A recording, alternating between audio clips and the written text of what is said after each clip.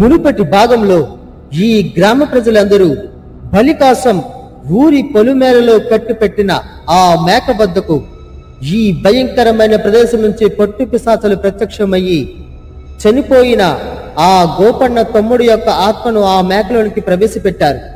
మేక రూపంలో ఉన్న రంగన్న ఆ పొట్టు పిశాచాలని చాలా ప్రాధేయపడింది.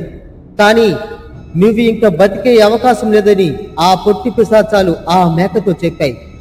మరికొద్ది నిమిషానికి అక్కడికి ఒక భయంకరమైన తస్మికా పిశాచి అక్కడికి చేరుకుంది.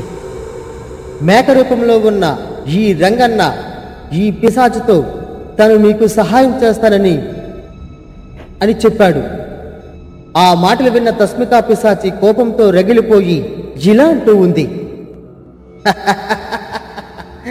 ఏంటి, నువ్వు నాకు సహాయం చేస్తావా?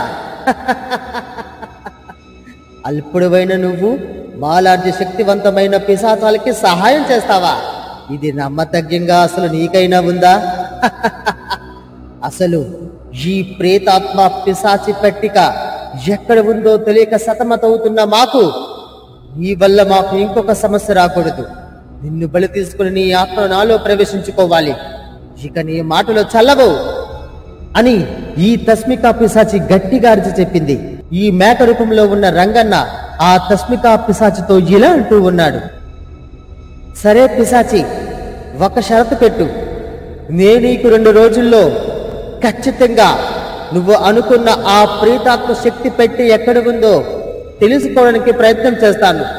ఆ 2 రోజుల్లో కనుక నా ప్రయత్నం విఫలమైతే నువ్వు ఖచ్చితంగా బలి తీసుకో, నా ఆత్మను నీలో ప్రవేశపెట్టుకో. నేను నీకు సహాయం చేయడానికే ఆ రోజు నీ వెంట వచ్చాను, కానీ అన్యాయంగా నన్ను చంపేశావు. నేను నీకు సహాయం చేసి ఆ శక్తిని నీకు ప్రసాదిద్దామనుకుంటున్నాను. దయచేసి నా మాట ఒక్కసారి విను అని ఈ మేక రూపంలో ఉన్న రంగన్న ఆ తస్మికా పిశాచితో చెప్పాడు. ఆ మాటలు విన్న ఈ తస్మికా పిశాచి ఆలోచనలో పడింది. తన మనసులో ఇలా అనుకుంటూ ఉంది, వీడు చూస్తే సాధారణమైన మానవుల్లా ఉన్నాడు. అంతకు మించిన మహామాంత్రగాళ్లే ఎంతో మంది ఆ ప్రేతాత్మ శక్తి పెట్టి ఎక్కడ ఉందో కనుక్కోలేకపోయారు. వీడి మాటలు చూస్తే నమ్మతగ్యంగా లేవు. సరే, వీడికి ఒక అవకాశం ఇచ్చి చూద్దాం. ఆ ప్రేతాత్మ శక్తి పెట్టి ఎక్కడ ఉందో కనుక్కోగలిగితే మనకి మంచిదే కదా. సరే, వీడికి అవకాశం ఇచ్చి వీడిని 2 రోజుల పాటు ఈ గ్రామంలో విడిచిపెడదాం. వీడి ద్వారా ఆ సమాచారం మనకు తెలిస్తే అంతకు మించిన ఆనందం లేదు కదా. చనిపోయిన ప్రేతాత్మ పిశాచాలన్నిటిని తిరిగి మరలా బ్రతికించుకోవచ్చు. కొద్ది నిమిషానికి ఆ తస్మికా పిశాచి ఈ యొక్క మేక రూపంలో ఉన్న రంగన్నతో ఇలా అంటూ ఉంది, సరే, నీకు ఒక అవకాశం ఇస్తున్నాను. నీకు 2 రోజుల సమయం నువ్వు కోరిన విధంగానే ఇస్తున్నాను. ఇక ఈ మేక రూపంలోనే ఉండి ఈ ఊర్లో సంచరిస్తూ నీకు తోచిన శక్తి సామర్థ్యాలకి తోడుగా నా పిల్ల పిశాచాలను కూడా నీకు తోడుగా ఉంచుతాను. వాళ్ళ ఇద్దరి సహాయంతో ఈ ఊర్లో అసలు ప్రేతాత్మ శక్తి పేటిక ఎక్కడ ఉందో కనిపెట్టడానికి నువ్వు ప్రయత్నించు. సమయం గడిచేలోపు నువ్వు ఏదైనా మాంత్రికుని కలిసినా లేదా మాపై పన్నాగం పన్నినా అక్కడికక్కడే నువ్వు రక్తం కక్కుకొని చచ్చిపోతావు. ఈ దేహంతో పాటు నీ ప్రాణం కూడా పూర్తిగా నాశనమైపోతుంది. ఆ తరువాత నీకు నేను పునర్జన్మ ప్రసాదించడం అసంభవం. ఈ 2 రోజుల పాటు ఈ గ్రామంలో సంచరిస్తూ అసలు ఆ ప్రేతాత్మ తాళపెట్టిక ప్రేతాత్మ శక్తి పెట్టిక ఎక్కడ ఉందో కనిపెట్టు. ఆ విషయం గురించి తెలిసిన ఈ ఊళ్ళో ఎవరో ఒకరు ఉండే ఉంటారు. వాళ్ళని గుర్తుపెట్టి వాళ్ళ ద్వారా ఆ సమాచారాన్ని సేకరించు అని ఈ తస్మికా పిశాచి ఆ మేకతో చెప్పింది. ఆ మాటలు విన్న ఈ యొక్క గోపన్న తమ్ముడు రంగన్న ఇలా అంటూ ఉన్నాడు, అరే ధన్యోస్మి మాత, ధన్యోస్మి. నా మొర ఆలకించి 2 రోజులు నాకు ప్రాణగావధి పెట్టినందుకు నేను చాలా సంతోషిస్తున్నాను. మీరు ఇచ్చిన ఈ సమయాన్ని వృధా చేసుకోకుండా ఖచ్చితంగా ఈ ఊర్లో మీ గురించి తెలుసుకున్న ఆ రహస్యాన్ని ఖచ్చితంగా తెలుసుకోగలుగుతాను. మీరు కావాలనుకుంటున్న ఆ ప్రేతాత్మ శక్తి పెట్టి ఎక్కడ ఉందో కనిపెట్టి మీకు ఆ మార్గం చెబుతాను మాత. ఇదే నా ప్రతిజ్ఞ అని మేక రూపంలో ఉన్న ఆ రంగన్న తస్మికా పిశాచితో చెప్పింది. ఆ మాటలు విన్న ఈ యొక్క పొట్టుదయ్యాలు రెండు ఇలా అంటూ ఉన్నాయి. మాత, తస్మికా మాత, అసలు ఈ గొర్రెని నమ్మడం మంచిదే అంటారా? వీడి వల్ల మనకి మేలు జరుగుతుందంటారా? ఒక్కసారి ఆలోచించండి తస్మికా పిశాచి అని ఈ పొట్టు దయ్యాలు రెండు ఆ పిశాచితో చెప్పాయి. ఆ మాటలు విన్న తస్మికా పిశాచి ఇలా అంటూ ఉంది. సందేహపడకండి పొట్టి పిశాచల్లారా, వీడి వల్ల మనకి హాని జరగదని నిర్ణయించుకున్న తర్వాత మాత్రమే వీడికి నేను ప్రాణభిక్ష పెట్టించాను. వీడితో పాటు మీరు 2 రోజులు ఈ ఊరిలోనూ సంచరిస్తూ ఉండండి. వీడి దేహంలోనికి సరిగ్గా వీడు కొమ్ముల భాగంలో వీరు నిక్షిప్తమై ఉండండి. మీరు సూక్ష్మ నుంచి అతి సూక్ష్మ రూపంలో మారడం వల్ల మిమ్మల్ని ఈ ఊర్లో ప్రజలెవరూ గుర్తుపట్టకుండా ఉంటారు. మీ మాటలు నేరుగా ఈ రంగనికి వినిపిస్తూ ఉంటాయి. అదే విధంగా రంగన్న మాటలు కూడా మీకు వినిపిస్తూ ఉంటాయి. ఆ ప్రేతాత్మ శక్తి పెట్టి గురించి ఏ చిన్న విషయం తెలిసినా వెంటనే నాకు సమాచారం అందిస్తూ ఉండండి. అంతేకాదు, రాత్రిపూట జరిగే ఆ ప్రేతాత్మ శక్తి ధ్వంసం యథావిధా జరుగుతుంది. కానీ ఈ ఊర్లో ఆ తాటి చెట్టుపై నుంచి ఆ తాటికల్లు వేరయ్య గురించి పూర్తిగా వివరాలు తెలుసుకోండి. వెళ్ళండి. ఓం క్రీం అతి సూక్ష్మ దర్శిని, ఓం క్రీం అతి సూక్ష్మ రూపిణి, ఓం క్రీం తస్మికా మంత్రిని అని మంత్రాలు చదివేసరికి ఈ పొట్టు దెయ్యాలు కాస్త అతి సూక్ష్మ దెయ్యాలుగా మారి ఈ రంగన్న దేహంలో కొమ్ముల భాగంలోనికి అక్కడికక్కడే నిక్షిప్తమై ఉన్నారు. ఆ కొమ్ములపై నుంచొని ఈ రంగన్నతో పొట్టు దెయ్యాలు రెండు ఇలా అంటూ ఉన్నాయి.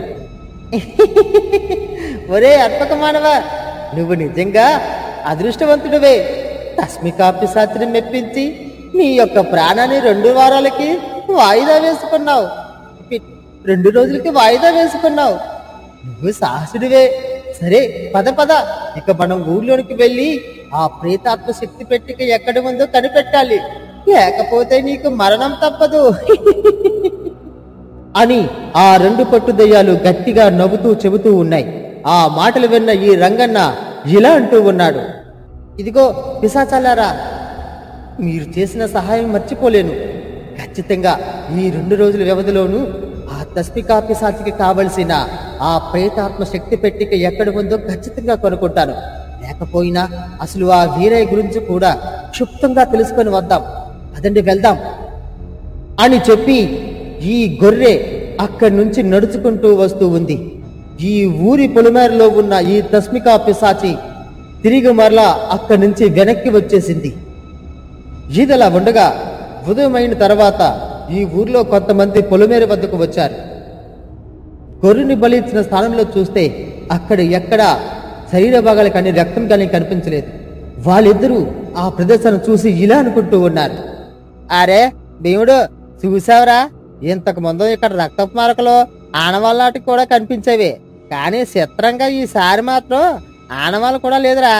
ఈ దయ్యం మొత్తం రక్తం అంతా పీల్చేసినట్టుంది అని ఒక వ్యక్తి తన స్నేహితుడితో చెప్పాడు. ఆ మాటలు విన్న మరొక వ్యక్తి ఇలా అంటూ ఉన్నాడు. అవునరా, అవును, నువ్వు చెప్పేది నిజమే. ఇంతకు మునుపు ఇక్కడ రక్తంతోడన్నా ఉండేది, దుమ్ములు ఏదో కపాలు లాంటివి కూడా కనిపించాయి, కానీ ఇప్పుడు మాత్రం ఏమీ కనిపించలేదు. పాపం, అనవసరంగా ఆ గోపనగాడు తమ్ముడు రంగనగోడు చచ్చిపోనాడు రా. ఈ ఊరు నియమాలు వాడు తెలుసో తెలియకో తెలియదు గాని అనవసరంగా అన్యం పుణ్యం ఎడక్కుంటా ఈ ఊరికి బలైపోయాడు. ఏటో ఇంకా మన ఊరికి ఇలాంటి అమాయకులు ఎంతమంది బలవ్వాలో ఏటో. సరే సర్లే, ఇవంతా మనకెందుకు, పద పోదాం అని చెప్పి వాళ్ళు ఇద్దరూ అక్కడి నుంచి వెళ్ళిపోయారు. ఇదిలా ఉండగా అడవిలో భయంకరమైన గృహలో ఆ ప్రేతాత్మ శక్తిపీఠకి కాపలాగు ఉన్న మంత్రాలతో పాటు మరికొందరు మంత్రగాళ్ళు అందరూ అక్కడ ఏవో భయంకరమైన పూజలు చేస్తూ ఉన్నారు. ఇంతలో ఈ యొక్క మంత్రాలవ ఉన్న ప్రదేశానికి మంత్రాలవ్వ అనుచరుడైన కింకరుడు ఒకటికి ప్రత్యక్షమయ్యాడు. మంత్రాలవ్వను చూసి ఇలా అంటూ ఉన్నాడు, మంత్రాలవ్వకి వందనాలు. మంత్రాలవ్వ, మేము మీ సహాయం కోరి వచ్చాము అని చెప్పగా ఈ మంత్రాలవ్వ ఒక్కసారిగా తన వైపు చూసి ఇలా అంటూ ఉంది, చెప్పు కింకర, ఏం సహాయం కోరి ఇంత దూరం ప్రయాణించుకు వచ్చావు? నువ్వు కాపలాగా ఉన్న ఆ ప్రదేశం అంతా క్షేమంగానే ఉందా? ఎట్టి పరిస్థితిలోనూ ప్రేతాత్మ శక్తి పెట్టి ఇక్కడ ఉందని ఏ ఒక్క పిశాచికి కూడా తెలియకూడదు. ఈ జాడ తెలుసుకుంటే ఆ ప్రేతాత్మ పిశాచాలు అన్నీ ఈ శక్తి పెట్టిన స్వాధీనం చేసుకోవడానికి ప్రయత్నిస్తూ ఉంటాయి. అందుకనుక నీకు అప్పచెప్పిన ఆ గ్రామాన్ని చాలా జాగ్రత్తగా వీక్షిస్తూ ఉండాలి అని మంత్రాలవ్వ ఆ కింకర అనుచరుడితో చెప్పింది. ఆ మాటలు విన్న కింకరుడు ఇలా అంటూ ఉన్నాడు, అవ్వా మంత్రాలవ్వ, నువ్వు చెప్పిన విధంగానే మీరు నన్ను కాపలాగా పెట్టిన ఆ గ్రామానికి ప్రతిరోజు నేను వీక్షిస్తూనే ఉన్నాను. కానీ నిన్న ఒక భయంకరమైన సంఘటన జరిగిందవ్వా.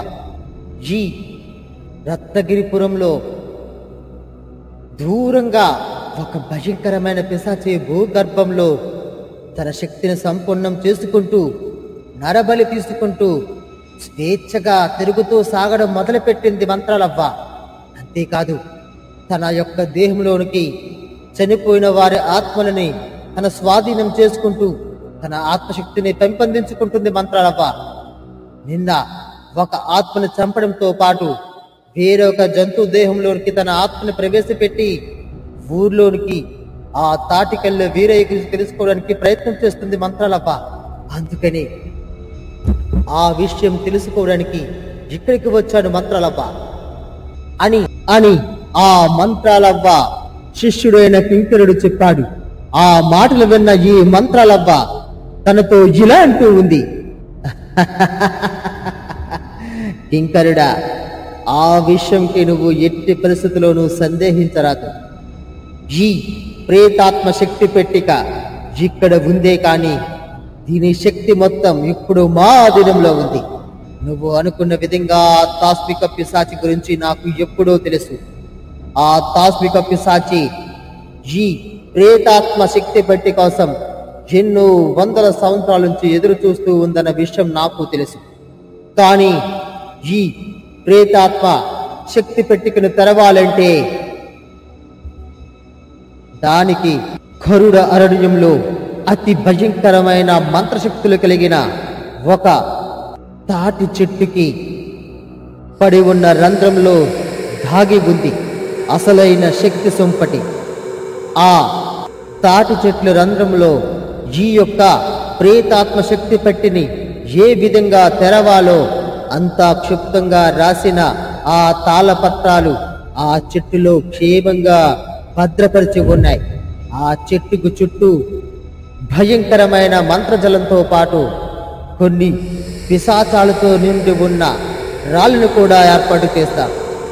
ఏ మానవుడైనా మాంత్రికుడైనా సరే ఆ రాళ్లపై కానీ ఆ జలంలో కానీ కాలు వేస్తే వారిని అక్కడ ఉన్న పిశాచ శక్తులని నాశనం చేస్తాయి. మరి వాళ్ళ శక్తిని ఉపయోగించి గాల్లోకి వెళితే ఆ తాటి చెట్టుకు చుట్టుకుని ఉన్న అతి భయంకరమైన కాలసర్పం వాళ్ళని అక్కడికక్కడే భస్మం చేసేస్తుంది. ఇన్ని ప్రణవ శక్తులు ఆ చెట్టుకి కాపలాగా ఉండగా ఏ పిశాచి మన నుంచి దాటి ఆ తాళపత్రాలను తీసుకురాలేవు. అందుకు నువ్వు ఇక భయపడనవసరం లేదు మిత్రమా. వెళ్ళు, ఊరిని కాపలాగా జాగ్రత్తగా చూస్తూ ఉండు అని ఈ మంత్రాలవ్వ ఆ శిష్యుడితో చెప్పింది.